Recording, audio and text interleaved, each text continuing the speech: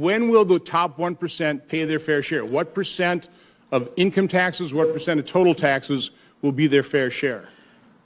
I'll go back to a statistic I talked about earlier, where some analysis showed 400 of the wealthiest families in this country pay an 8% effective rate. So let me start. The top 1% pay an average of a 26% top rate. The bottom 50% pay 3.1%.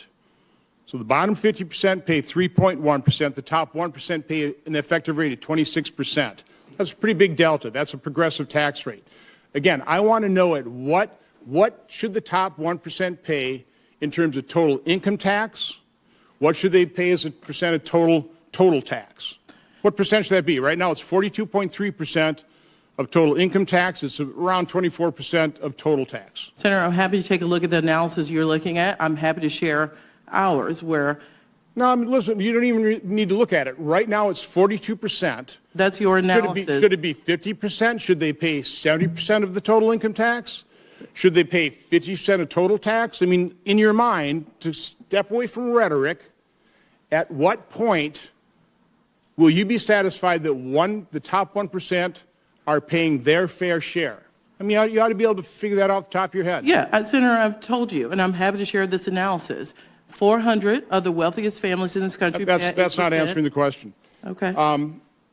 Total tax paid in 2017 before Republican tax reform, $3.3 trillion revenue raised.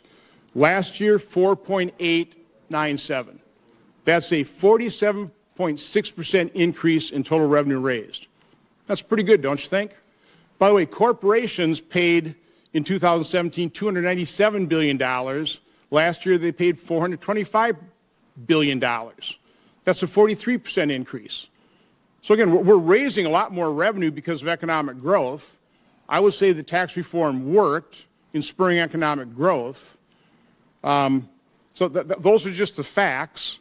But in your testimony, you said that this budget, the president's budget, reduced the deficit.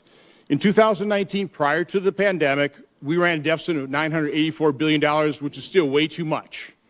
In 2022 is $1.37 trillion. In 2023, it's projected to be over $1.5 trillion. The president's budget now is projecting $1.8 trillion. So from 1.3 to 1.5 to 1.8, how can you claim that's reducing the deficit? Easily, Senator. My entire statement said we talk about 10-year budget windows. Over the 10-year budget window, if you go look at 2033, the president's budget will bring down deficits by $3 trillion, or nearly $3 trillion, 2.9. But again, year to year. I mean, I think most people say when you're reducing your deficit, you're looking at year on year. So we're going from 1.3 trillion to 1.6 trillion to now 1.8 in the budget. You're actually increasing the deficit by about $300 billion in 2024 as your projection over the 2023 projection. You're increasing the deficit. And by the way, that's a massive deficit, $1.8 trillion. What do you think is sparking inflation, which caused the Fed to start increasing interest rates, which is causing the run on these banks?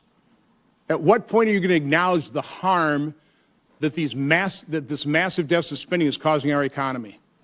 You're certainly not recognizing in your 2024 budget.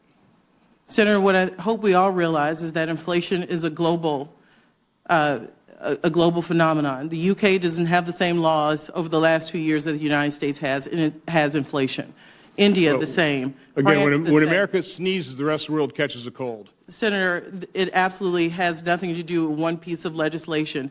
Every developed economy in the world is experiencing inflation. What that tells us is there's not one piece of legislation passed by the United States that has an impact, a large impact. Trillions of dollars of deficit spending, trillions of dollars printed, chasing too few goods. That's what caused inflation, and that's what was promoted by this president.